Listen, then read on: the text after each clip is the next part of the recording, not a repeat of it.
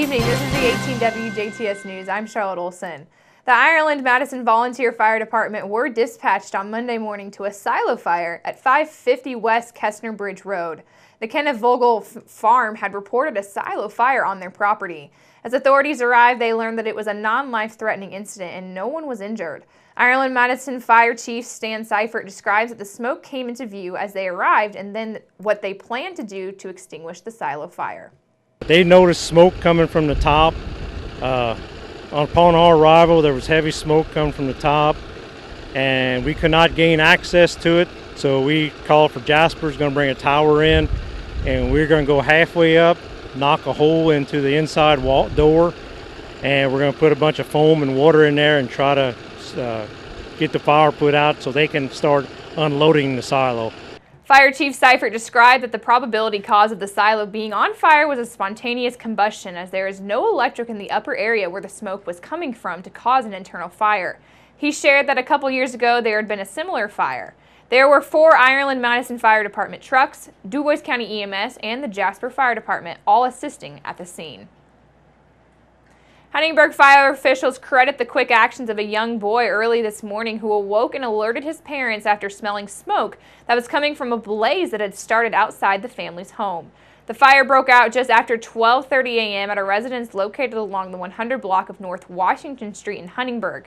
And Huntingburg Fire Chief Scott Patberg says that the family of the 3 made it out of the home safely before contacting authorities.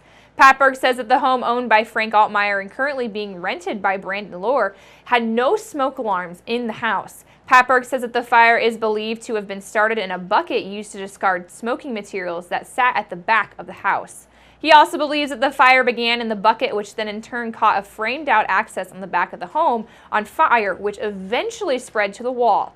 The fire was extinguished before any major damage could be sustained. 3 trucks and 21 men were on the scene for a little more than an hour. No one was injured. Huntingburg firefighters were assisted at the scene by the Huntingburg Police Department and also by Memorial Hospital EMS. Investigators with the Jasper Police Department are requesting the public's assistance as they look for a vehicle that was reported to them as stolen Monday afternoon. Around 4:30 yesterday, police say that they received a report that a gray 2008 Scion with license plate number WWD393 was missing.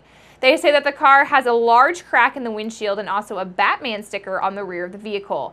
Anyone who may have any information in regards to this vehicle's whereabouts, they are asked to please contact the Jasper Police Department at 812-482-2255 or the department's anonymous tip line at 812-481-COPS.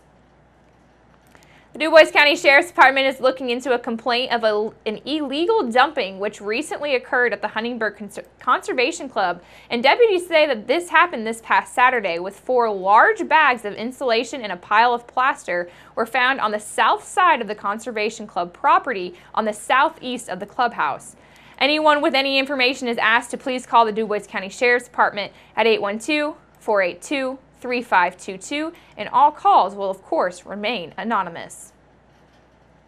Officials of the DuBois County Health Department say that they are extending their hours to provide pediatric and adult influenza vaccines tomorrow, October 19th, as well as extending their hours on November the 2nd from 8 until 11 a.m. and also from 1 to 5 p.m. Flu vaccines are available daily from 8 until 11 a.m. and from 1 to 3 p.m. They say, however, that the nasal vaccine is not available. Private insurance, Medicaid, and Medicare Part B are being accepted as methods of payment, and all insurance cards must be presented at the time of service. By far, the single best way to prevent the flu is for individuals to get a vaccination every fall. Everyone 6 months and older should get a flu vaccine. Flu vaccines cause antibodies to develop in the body about 2 weeks after the vaccination. Make sure to keep it right here, because up next we'll take a look at your weather summary.